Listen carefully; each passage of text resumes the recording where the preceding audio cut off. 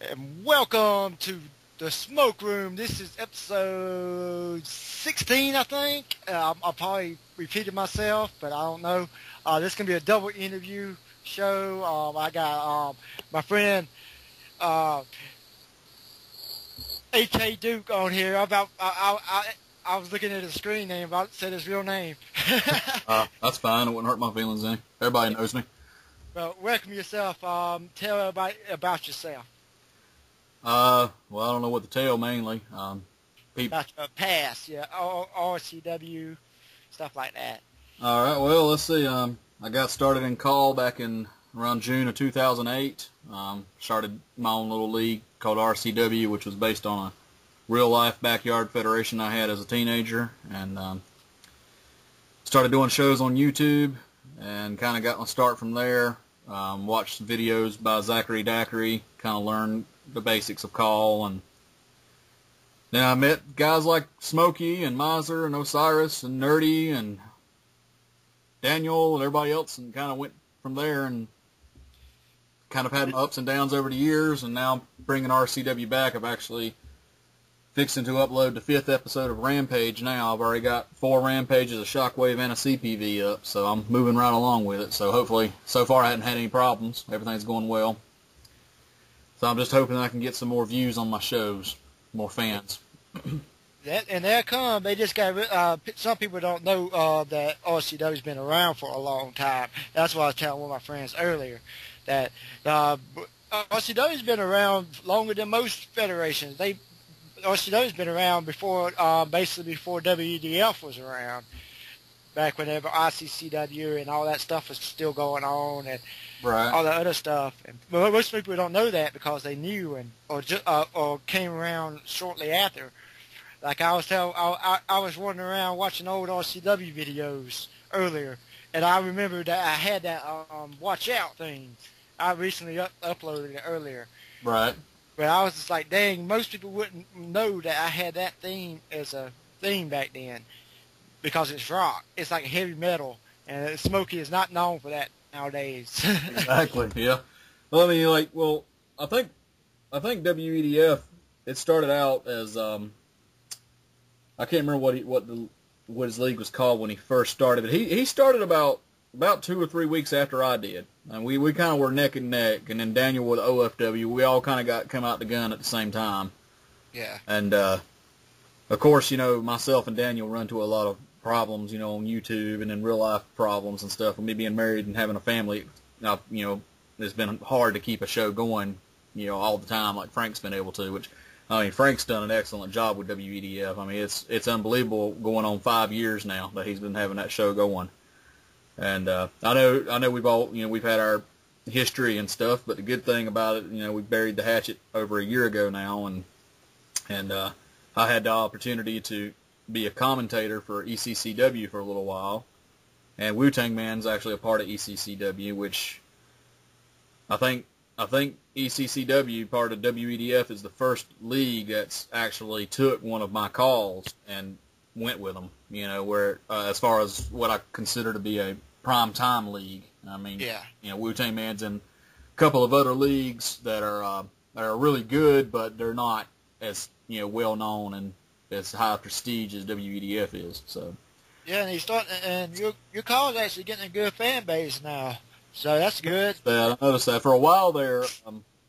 I think it's going on a year, or maybe a little over a year now that Wu-Tang Man's been in WEDF. And at first, when he first got on there, I was kind of scared about how the outcome was going to be, because there's a lot of people who didn't like me, and a lot of people I didn't like either. But we kind of got beyond all that, and just for the fun and the entertainment of WEDF. And I'm really pleased with what Frank's done with Wu-Tang Man, and the fact that the fans at first, I was kind of hesitant about telling anybody that Wu-Tang Man was my call, because I was like, well, I wouldn't want anybody to hate on him because he's my call. So kind of kept quiet about that for a little while, and then once people started realizing, I actually got a few messages and stuff on my channel asking me about Wu-Tang Man. Had a few people, the little 8 and 9-year-old nerds, their leagues, begging to let Wu-Tang Man be in their league. So I'm like, okay, I'm famous now. Yeah, you know, whenever somebody starts bothering you, especially little kids, you gotta watch out though whose league you join though, because they they just don't know what they're doing. To be honest with you, they don't know what they're doing, and you gotta watch out because I got plenty of people that tries to make smoking. It looks horrible. Yep. Like for example, this I can't remember this dude. This SmackDown, they got SD Vlogs V1 or something like that. It made like a Smokey versus Ryback clip. It was freaking the most retarded shit ever. It didn't even look like me. The only reason you could tell it was Smokey was because the shirt said Smokey. The jersey says Smokey, I mean, but I'm just like, what the fuck? What the fuck was this dude thinking? All around call wrestling or something like that. I don't know what the fuck what he was thinking. He must have been smoking something. Hey, man. Yeah, but okay. Moving on. Okay. Tell everybody that because not everybody has been here as long. Because whenever RCW was hot and whenever everybody knew RCW, they probably wasn't around.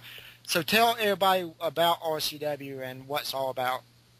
Well, I guess going back to what started RCW out was, like I said earlier, we started out as a backyard league that I had going when I was a teenager. And it's probably about anywhere between 12 to 20 of us. And, we all went to high school together and lived in the same neighborhood. And I actually built a wrestling ring in my backyard. And we got to where about once a week, maybe sometimes twice a week, we'd get together and we actually got to where we sat down and we started coming up with our own personas. And we'd set up a card and matches and decide who was going to wrestle who and who was going to win. And we'd just go out and do it, set up video cameras, we'd record it just for fun. And it actually became pretty hot there towards the end of it. And people in the neighborhood would actually come out to watch us. I mean, I actually went to Lowe's and bought a crap load of folding chairs and just would surround this little redneck wrestling ring. And people would come and watch us wrestle on Saturday evenings. It was really awesome. And what made it really unique was when we decided the matches and who was going to wrestle who, those particular people would go off on their own and they would decide amongst themselves who was going to win their match and how they were going to win it. So take it for example, myself, two of my friends would wrestle each other. I wouldn't know who was going to win, so it was actually entertaining for myself as well. So that was one thing that really made it unique. So even the other wrestlers that were watching didn't know what was going to happen. Yeah. And like I said, it got really hot there towards the end, and we probably could have actually made something of it. But we all, getting older, reaching our 20s and stuff, and getting married, going to college, So everybody kind of went their own separate ways, and that pretty much ended it. And fast forward about 10 years later to 2008. Plant I worked at had just shut down, and so I had a whole lot of time on my hands during the day, and I've always kind of fantasized about recreating RCW on a video game, which, I'd done it before, like No Mercy, just amongst myself, and, a couple of our friends or whatever play around, but never anything as high scale as with YouTube. So I come across the video that Zachary Dacry had about how to create a call league. I think he had like a 4-video series or something. I watched all that, and I started creating some calls and started doing a little bit of advertising on the SMF forums and created my league and started from there. And we were running really well for a long time. And, of course, ran into some roadblocks with some problems with a bunch of jerks that don't need to be mentioned. Anybody that knows the history knows who I'm referring to. So, of course, that caused a lot of problems, and as a result, my original YouTube channel got shut down, and I lost a whole lot of work. A lot of RCW was lost because of that. Probably around 1.5 to 2 years worth of it. Oh, I know. I understand completely because I was in that with you. Yeah, so, whenever that happened, that really kind of put a damper on things, and ever since then, it's kind of been an off and on thing. Daniel with OFW and myself with RCW. And, of course, we merged to HCW, and then we did the HCW 2.0. And it's come back, run 2 or 3 months, and then died again. We've had different things. One of us would lose interest or whatever. And finally, this past November, I sat down, and when I got my copy of WWE 13, I decided that I'm going to go with RCW. Nothing's going to stop me unless I die. And I'm going to run a whole season. I've got it planned out. It started at Out of the Ashes, and it's going to go all the way through to Uprising 4. Yeah. From there, I don't know, where I'm going to go from there after that. But so that's what I've been working on now. Of course, I don't commentate Rampage or Shockwave. That just helps me to be able to get the shows out a little bit quicker. Storylines are still easy to follow because if you're watching the shows, basically at every show I always post what's going on, why is this person fighting this person, what happened previous week. There's interviews and shows to kind of keep you up to date on what's going on. Plus, we've got our forums. We've only got about 9 members on those forums because they're kind of dead right now. But yeah, I mean, if you're a fan of RCW or used to be a fan, or you'd like to give RCW a try, come out to the forums. It's rcw-ofw.proboards.com, and there's the title histories on there, show history, CPV history, Hall of Fame. We've got it all right there. So, but anyway, hopefully it'll all, everything's going well so far. Hopefully it'll all continue going well, and I can keep RCW going. That's the plan, anyhow. Yeah, that's all you got to do is just hope and pray that you can just continue doing it. And, it's all about fun, and that's what brings me to the next question. What do you think about the present day call and back in 2008, 2007, 2008? What do you think the difference, and what you think is different?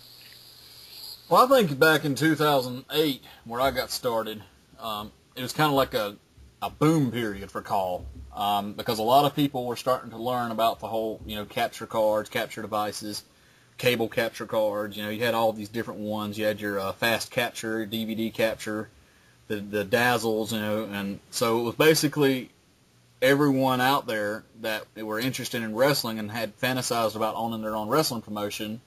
They had their opportunity. I mean, and back when it first got started, it was kind of like you could expect anything. It was all fun and games. If you saw Zelda fighting the Incredible Hulk, it was nothing. It was just like, wow, that's pretty cool.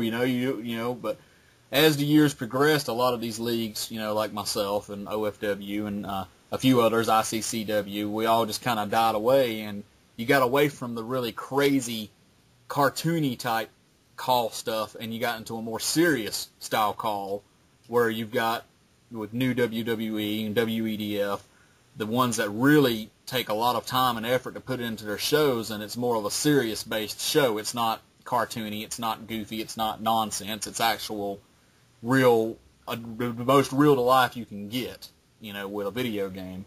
So, I mean, that's a lot, one way where it's changed a lot, in my opinion. And it's not a bad thing. I mean, in my opinion, it's a great thing, because you still can get somebody, people can go out there and they can do their funny little cartoon leagues. I always like that kind of stuff. I've tried before to do it. I haven't been successful, but it's definitely not stopping anybody. And I mean, anybody out there that's got the time and the patience to do it, I'd say go for it. So, yeah, kind of rambling there, but that's... hey, whatever, it works. But that's kind of the way I see the difference over the past going on 5 years now. Yeah. What leagues do you watch, and what do you like about them? I watch WEDF. I don't watch it as much as I probably should. I go a while and I'll miss a few shows, and I got to go back and play catch up. I like WEDF style because Frank's done something that I think a lot of other leagues have tried to do but haven't been very, very successful with it. A lot of these original leagues, like my league, we get criticized for copying the WWE or TNA. Our stars are just like them, or our storylines are, exactly a rip-off of what WWE or TNA's done. Whereas with Frank, he really doesn't have to worry about that because he's actually using WWE and TNA stars as well as originals. So he pulled something off that, in his own way, that may have been frowned upon 4 or 5 years ago. And he's done a really good job with it. And he's got the fans, people out there that want to see stuff that you're not going to see on WWE, you're not going to see on TNA, like Sting, feuding with John Cena. Goldberg fighting The Undertaker at WrestleMania. Different things like that, HBK beating the shit out of Danny Jackpot, which I loved. But you can scratch that from the record. But I mean, that's what I like about WEDF. And of course, I love ECCW because of Wu-Tang Man being a part of it. And win or lose, I still like the fact, and I feel honored that one of my calls is a part of that league. And I think his commentating team, he's got a lot of guys that come out there and commentate for him, and that's a plus because he doesn't have to worry about, oh crap, I don't have a commentator. What do I do? Upload a boring show with no talking, or let in-game commentary take over? And so, I mean, that's a plus. And, I mean, O'Shea Jackson, in my opinion, out of all the commentators out there, I got to say that O'Shea Jackson, in my opinion, is the best commentator there is. I mean, he gets into the match, he knows the moves, he knows the storylines, he has a good way of selling it and making it interesting. It doesn't matter what match you're watching. I mean, you could be watching Brodus Clay versus Disco Inferno, and O'Shea Jackson would make it interesting with his commentary. You know, I'm not trying to blow air up his ass or anything, but I mean, I'm just saying, you know, on a I guess you'd say what professionalism you could have in call on that level, he's got it. You know? Yeah. So I mean, that's what makes WEF so great. Another league I watch is actually a collection of leagues called UWC, United Wrestling Circuit. It's run by Osiris, Miser, Nerdy.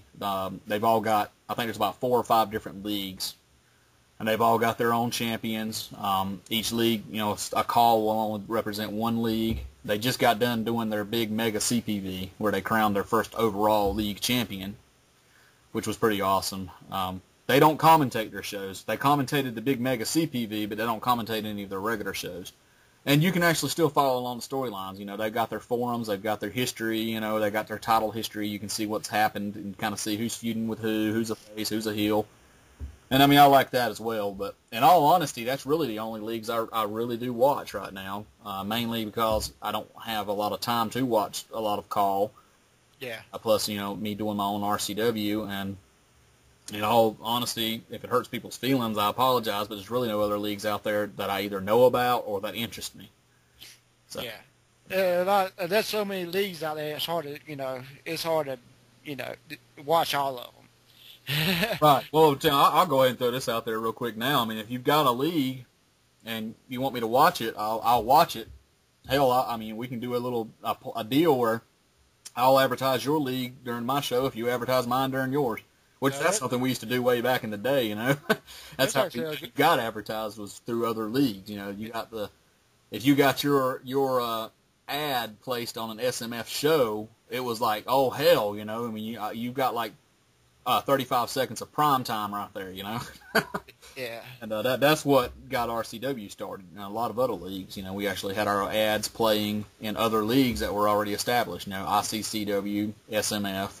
I know there's several others I'm forgetting, but you know, that's how you get your start. And so, I mean, if there's anybody out there that's got a league, send me an ad and I'll send you mine, and we'll swap off, and I'll watch your league and see how it goes. Yeah, there's actually a couple of leagues that are kind of new that I think you'd be interested in. This league owned by my friend Loudon Styles called Better Pro. It's basically a Japanese or Chinese based theme or whatever, but it has a lot of good, interesting calls in it. And Brent Harvinator's league called RSW is about to debut. He's recording now. So, but yeah, there are 2 leagues that you can watch out for if you want to check them out when they do come out. But I usually have them favorited on my channel or something when they come out. So, but moving on. I had to bring that up because I knew they would appreciate the promotion or whatever. Oh, definitely. But moving on. What are your favorite real federations and why? I know it's like real wrestling. Yeah. Well, I have to go with WWE because I mean they're the top dog, and I mean I like their shows. I mean it's getting to where sometimes it can be a little predictable and whatever, but I mean it still brings you back to watching it because you're kind of thinking, all right, you know what's going to happen, or at least you think you know what's going to happen, and every once in a while they'll kind of throw in a curveball, kind of throw you off guard a little bit. So that's why I like WWE. I like watching TNA. I can't say that I'm a huge TNA fan. I mean, I like TNA. I like their wrestlers. I think their matches are great. I just wish they'd work on their storylines a little better and kind of get away from the old school crap drama that they try to pull and get into a more sophisticated drama, kind of like WWE does. I mean, you got your feuds going, but they don't sell. None of their wrestlers are really good at on the mic. They're not good at selling storylines like like the WWE is, and they can be that good if they would apply themselves. They got some awesome wrestlers that can do it It's just they need to let them do it and stop holding them back. If TNA can ever do that, then I think TNA could eventually, maybe 5-10 years down the line, can actually be just about as good as WWE. I'm actually, in all honesty, I'm really shocked they're still in business. Because I know they went through a bad spiel there about 2 or 3 years ago. I expected them to go out of business. And that they're still going now, and they've actually got a live show now, is pretty awesome, you know. But what that main mistake, I'm sorry to cut you off, but the main mistake I think TNA made was trying to go head to head with WWE. Oh yeah, that's what they're killed. You know, and I mean, it hurt their image because they were trying to do WCW all over again, and they should have learned that. I mean, if you're a small dog in a big dog's fight, the last thing you want to do is go bark at the big dog. You know, and that's what they tried to do, and they almost got their ass beat for it. Or they did get their ass beat for it. They almost got buried, is the way I should say. But, you know, and Ring of Honor, I think I watched a few episodes of that. I actually set it on my DVR a while back, and, God, actually I'll say a while back. It's probably been about a year ago. And I remember seeing a few guys on there wrestling. I think Shelton Benjamin and Charlie Haas were back together, and I think they were the Ring of Honor Tag Champions. I don't even remember who they were fighting. But I just couldn't get into it. I don't blame you. You know, a lot of people say Ring of Honor is awesome, and you know I gave it a shot, but I don't know, it just wasn't my cup of tea. But anyways, yeah, that's about it for pro wrestling, I guess. Yeah. All right. I really don't. We really don't got really much time because you probably have to leave in a few minutes. So how long do you think you got left? I probably got about 15 minutes left. All right, let's see. What can we talk about? Last time we talked on the interview, it was over an hour. But this time we got to worry about that because I really ain't got that much to talk about like I did back then. Right. So, if you want to, you can go on and spend the next few minutes if you want to. Just talk about your call and your channel and stuff like that. Well, I mean, the main my main call right now, of course, is Wu-Tang Man, and he competes in ECCW. He's in one of the UCW leagues, or UWC leagues, I mean. And, of course, he's the franchise of RCW, the main guy. And the story about Wu-Tang Man, in all honesty, he's actually based off of me, believe it or not, about almost 20 years ago now. The whole Wu-Tang Man character came out, which I've told this story before for people who haven't ever heard it. A lot of people criticized me about Wu-Tang Man, saying that I stole it from the black rap group, the Wu-Tang Clan. Yeah. And the funny story about that is that's actually not true. I was using the name Wu-Tang Man back when I was probably 12, 13 years old, which has been about 20, 21 years ago. Because I'm actually 34, about almost 35 now. I'm an old piece of shit. But anyway, when I first started doing this backyard wrestling stuff, I always mimicked Ric Flair. So I was always going around saying woo, woo, woo, so people would call me the Woo Man, or Woo Man, or whatever. And as we got older and started doing these wrestling things more often, my mom got to where she started providing refreshments. And I don't know if you guys ever heard about the drink called Tang. It's like an orange Kool-Aid.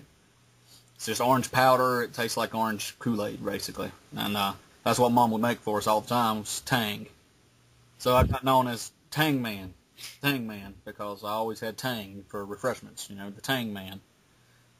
And then one of my buddies one day, just for fun, I don't even know if it was on purpose or if it was an accident or whatever, but they were calling me Woo Man and Tang Man, and then somebody said Wu-Tang Man. And then that's where it came from. And then from that day forward, I started using the name Wu-Tang Man. I used it in the Backyard Federation. I was Wu-Tang Man Heath Ammons, all the way through until we finally stopped doing it in early 2000. And so that's where Wu-Tang Man originated from, where he actually came from. It wasn't until probably, I don't listen to rap music a lot, so I don't really know anything about rap. I don't think it was until probably 2004, maybe, before the first person confronted me about the name Wu-Tang Man, because I was using it in e-feds, text-based e-feds and stuff. And somebody confronted me about it and said, hey, do you know that or they thought I was using the rapper. And I was like, what are you talking about, the rapper? I've never heard of the rapper, man. And of course, that's when I was introduced to it, and I was like, oh, okay, so yeah. So that's basically how he got started. And like I said, he's in ECCW, which is part of WEDF. He's got a little bit of fan base there. If you want to watch him in other leagues, you can look him up on the United Wrestling Circuit and on RCW. Of course, right now he's on injury in RCW, storyline base. So it'll be a while before you'll see him again there. I got a bunch of other calls that I've created in RCW. They're all original calls. I've got, of course, Smokey's in RCW.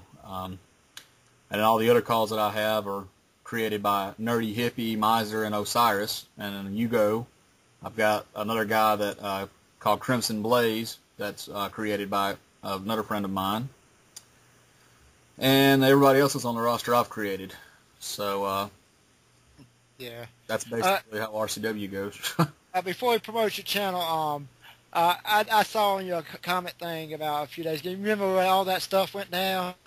You said you wanted to say something about it. Do you want to say something about it? If not, it's fine. You know what I mean? But I saw that you said you wanted to put some input into that situation. So if you want to say something, you can say it. Are we talking about what happened with Smokey leaving a certain league? Yeah, and that whole with with what's his name? I ain't gonna say his name because he's not. Oh, you're talking about the opposite of White? Yeah. Okay. The only thing, I have nothing, which I ain't ashamed. I'll just go out and say it. You know me, I have no shame. Yeah. I don't have any personal beef with Gregory Black. The only thing I didn't like about him was how he pushed his calls. And what the thing about with him was when he first came along, when I first started to know who he was in RCW back in probably late 2008, early 2009. He brought a call in called Adam Stryker. And for whatever reason, I had him and Chris Campbell. I think I can't remember what their gimmicks were. I think one of them was like the ace and the other one was the blackjack or something like that. It had this, ace of spades, basically. Yeah, it's basically like the card, different things having to do with cards and stuff, blackjack game or whatever. And I had the idea. I told them, I wrote on the forums one day. I said, you guys ought to come up with a name for a tag team. I'll turn you and make you into a tag team on RCW. And then Vegas' Most Wanted was born.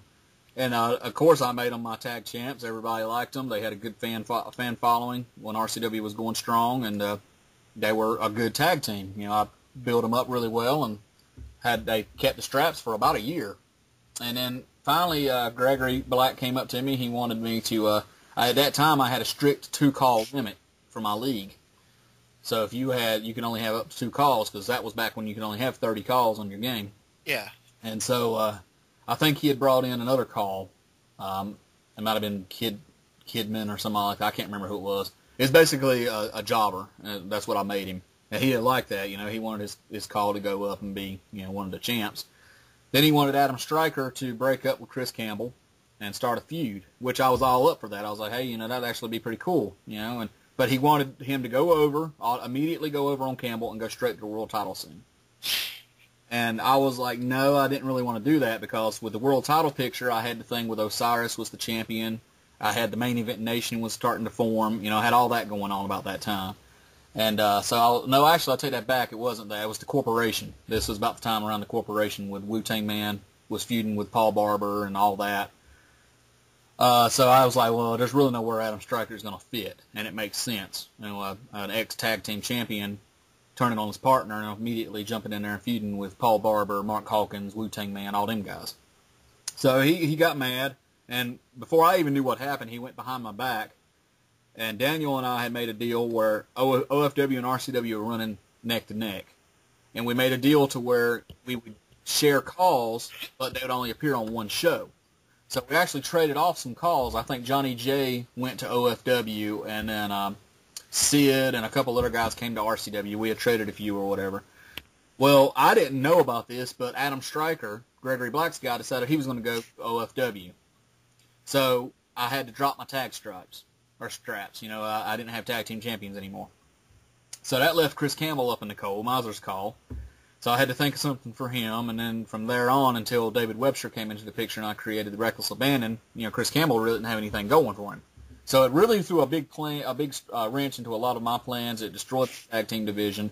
He goes to OFW with Adam Stryker, and within a month, and anybody who knows about this will tell you the truth too, within a month he had about 5 or 6 of his calls in OFW, was commentating, started up a show called Glamorosity, which was an all-diva show, and basically it was a porn show about Gregory Black and 50 divas who wanted to sleep with him. Is basically all Glamorosity was. And he had every single title in OFW, every one of them.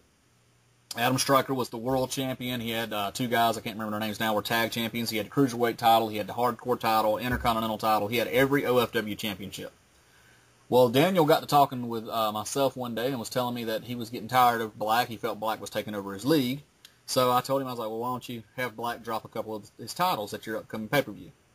So he decided, okay, well, he had Stryker lost to Mark Hawkins for the world title. And Black went ballistic. He was pissed about it. He got so mad about that, I'll never forget. And I can't remember exactly all that went down or what was said, but I do remember he pulled all of his calls out of OFW at that time. Pretty heated words were discussed and said, and we got in a big heated argument. I remember I made a mock of Adam Stryker and pretended he was gay and teaming up with BFF for a little while just for the hell of it, which I ended up deleting all those videos. But long story short, we didn't speak to each other probably for about a year. And then whenever I did Uprising 2, I decided I was going to induct Vegas' Most Wanted into the Hall of Fame because they were Tag Team Champions of the Year for 2008, 2009. Adam Stryker was Call of the Year in 2009. I mean, he had done a lot of stuff. So the call was awesome, not the man behind the call, but the actual call itself. So I got it with Black, and, we reconciled and whatever, and then that was basically it. And off from then, the many reincarnations of RCW or whatever, I've tried to work with Black to bring in a couple of his calls or whatever. It's never worked out. I did notice, though, after I said what I said on your video about CCL, that Black left the RCW forums. He deleted himself from the forum, so I guess he took offense to what I said. And it wasn't my intention to make an offense of it or to talk crap about him, which I guess I just basically buried him, but I just wanted to kind of say that because everything I was reading and hearing, it was exactly what he did with OFW. He come in, he was taking over, he was having complete control issues over his own call, and it was crap. I mean, I understand, you got some creative control over your call in a league. I can understand that, but you got to respect what the call owner says as well. I mean, you can't just come in and say, hey, I want my call to be the world champion. I want my call to be the tag team champion. Yeah. If you want him to be the champion and I can work it in to make a story out of it and make it make sense, then by all means, I'll do it. I mean, I'll admit, I've promised people before that I was going to do something, and along the way, something gets kind of changed, or the fans or the viewers kind of go a different direction and something gets changed. Yeah. Can I break you up real quick? Remember back a few years ago whenever all that stuff got started, whenever people started saying that I started having creative control and everything else, that I got into y'all's head and I made y'all give me the world title and all that. You remember that? I do remember that. And then and it turned out he went and snapped when he first quit CCL right before he came back this last time, and he said that he said that same exact thing, that I wouldn't push myself up, I wouldn't let Danny get pushed over me. Right. And other things, and he said that I had creative control over RCW back then and all the other stuff. So I can, that's how it came. That's where that came from. That's where I can put a bit in that right now, which I'm not going to knock off on your call by no means, but with Smokey, whenever he was in RCW back then, I never really looked at him as world championship material at the time. I was looking at him as more of an upper mid-card, U.S. title, Intercontinental title. That's why he had the Intercontinental title so long. When he became RCW champion, the entire storyline for that was the purpose of getting the title off of Spectacular so that Smokey could start a feud with Dagger. That was the whole purpose behind Smokey becoming world champion, was to help boost the character Dagger, which, of course, we know how that went. Dagger kind of turned on me as well, and, whatever. But So, yeah, I mean, it had nothing to do with creative control or anything. In fact, whenever Smokey first became RCW champion, I think you were actually shocked because no one saw it coming. Nobody knew that was what I was going to do. Yeah. Expected Spectacular to hold on to the title longer than he did, and he won it, and he held it for about a month, and he lost it to Smokey on an episode of Rampage. So it was like, oh, shit, no one saw that coming. And then, of course, Smokey held on to it for about 2 months and then lost it to Dagger. So, it was nothing to do. If it was creative control issues or whatever, then the YGA would have won the tag titles the same night, and they didn't. Vegas' Most Wanted beat YGA every single time they fought. I made the matches good. I made YGA to be a good faction, but I didn't give them all the titles. Yeah, like I tried, when I did, you better do this, or, I won't walk out, or whatever. Right, and you never complained about any of it either. You didn't complain when Smokey lost the title. You didn't complain that the YGA didn't win the tag titles. No one has ever complained. The only person I ever had complain about something that happened with their call was Gregory Black. And of course, I had that small issue with Osha Jax, which, I mean, in all honesty, that was a 50-50 type thing, I believe. I think I did misuse his call, and then he kind of went about the wrong way of telling me I misused him. But, of course, that's in the past. So either way, I mean, I've never had anyone else ever complain about how I've used their call. I've had people give me suggestions. There's been times that I'll do something on a show, and Miser or Nerdy will say, hey, that wasn't really cool, or how about not do it like that, do it like this next time, and I've been cool with that, Yeah. I mean, I remember for a while there I had Ian Mitchell. He was using the R-Truth's rap entrance through the crowd after him and Chaser broke up. Yeah. He didn't like that. He's like, I hate that. Please, give him a different entrance. And I was like, cool, man, I did. So. Yeah, that's like when I told you about my attire. I wouldn't be mean about it. I was just like, there's certain ways you can do the attire. I walked you through it earlier, so It wasn't that hard after you recognized it. Which Smokey will be debuting his new attire. Well, the attire that you see on your video now. That will be on the PS3 version of Smokey in RCW starting Rampage episode 6. Yeah. So not this episode that I'm fixing to upload now, but speaking of which, Rampage should be up later this evening, hopefully. Yeah, I just want to let everybody know before we. I know this is while we're talking about that, but the whole CCL thing.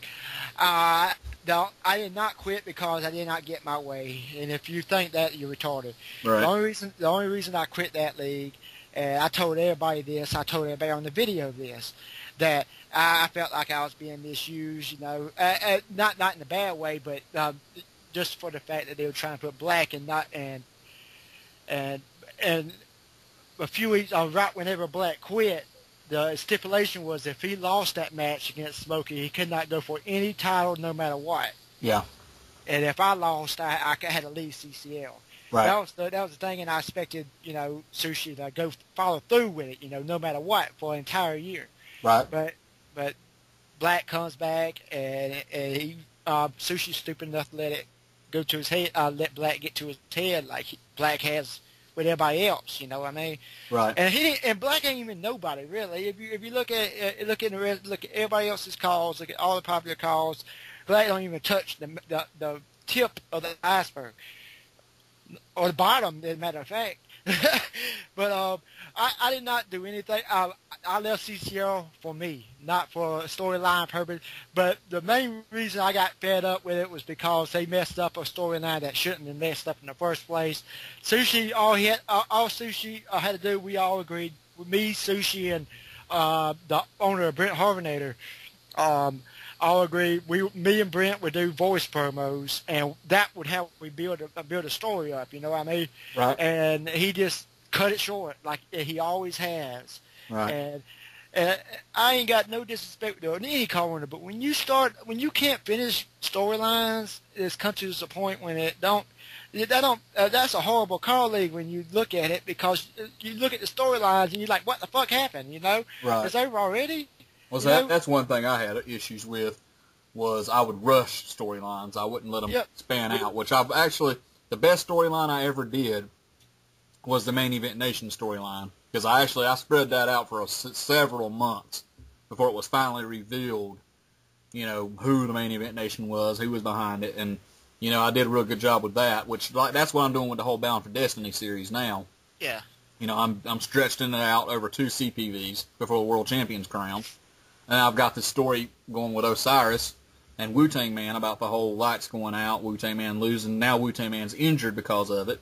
So it's like, I'm stretching the storyline out, and I've got Miser and Osiris have helped me out with that particular story. I've got about 3 or 4 others that I'm starting to work on. I've got the feud with Hugo and Silas. I got the feud with Campbell and Webster. I got a couple other feuds that are fixing to break out. So it's like I'm going to try from now on work better on letting, instead of a feud only lasting 2 or 3 weeks, actually letting it go a full month, then to the CPV, and then depending on what's going on with other things in RCW, if that feud needs to continue, I can let it continue. Whereas before I just end it type thing. So that's one thing I'm hoping that I can keep going. Yeah, I just wanted to bring that up because, people get the misperception of what I said and everything else. I was pissed off because, there's some situations that people don't know about, and people want to be smart mouth and everything else and put the input about it, and they don't know what's going on. Right. And it aggravates me when people do that because, you know as well as I do that all throughout my past, people had talked shit about me behind my back and had done some fucked up things to me where I had to build my career up. Right. All the way up again. So I ain't letting that happen again. And I've been nice over the past couple of years. And, and when I done that video, I was freaking pissed. And I wasn't going to sit there and take it. You know what I mean? Oh, yeah. I agree. I defend myself. I always have. And I have been chilled out because I have been getting older, But there comes a time when you just say, fuck it. You know what I mean? So you know how I get. When I get mad, I can get a temper on me. Right. Well, I'm the same way. I try now, though. I think the last big blow up I had was over the whole Uprising 2 incident, and that's been almost 2 years ago. So I've gotten to where I've just let it go now. I told Frank the last time we talked, and I told him, I was like, look, I don't care anymore what people think of me. They can either accept me or not accept me. They can like me or they can hate me, and I really don't care either way because at the end of the day, I don't know any of these people outside YouTube, outside call. I mean, I've got my wife, I've got my kids. That's all that matters. Yeah, that's about it. Take the politics and the bullshit out of hobbies and just make it fun again. That's what. Yeah. I hate politics, though. I believe that everything should be fun and just be concentrated on fun. Not this guy. Like for example, blacks. I'm gonna use my inside politics because I know Shusey and try to get all this stuff done. Right. And mess up all other storylines. That's the main thing that pissed me off because he messed up other storylines in favor of that. Exactly. Yeah. But besides that, though, I think we over the time. I think you about to get off. Tell everybody your channel name and. Well, you can catch RCW, the current season of it, on YouTube.com/hadukentertainment. You can see old RCW shows on YouTube.com, HCW Call League and RCW Call League. Both of those channels have RCW episodes, HCW episodes. So if you want to go back and watch some of the old stuff that's gone down in the years. But right now, for now and all future episodes of RCW will be on the H.A. Duke Entertainment channel. Yeah, and watch out because there's an imposter RCW out there. So if you hear of a league called Renegade, don't click on it because it ain't his league. It's some other guys that trying to rip off him. So. I'm not even going to go there. I'm just going to let it go. I figured I'd bring it up and then. All right. But I appreciate you coming on my show, man. It's been a while since you've been on, and it's good to hear from you again. Yeah, definitely, man. All right. Well, I guess I'm going to go ahead and hop off here, and guess I'll talk to everybody again later. I'll see everybody in just a second for the part 2 of this. I have CJ on here. But until then, peace out.